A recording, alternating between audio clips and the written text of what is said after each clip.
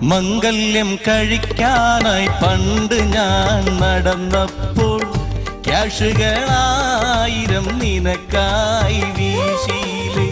മംഗല്യം കഴിക്കാനായി പണ്ട് ഞാൻ നടന്നപ്പോൾ ക്യാഷുകളായിരം നിനക്കായി വീശിയില്ലേ.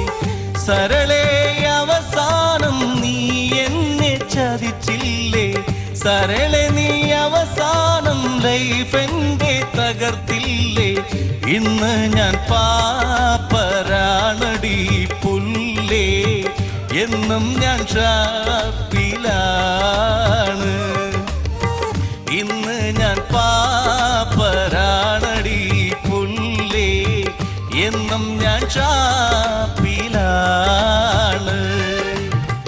പലരുടെയും ബൈക്കിൽ നീ കറങ്ങുന്ന കണ്ടപ്പം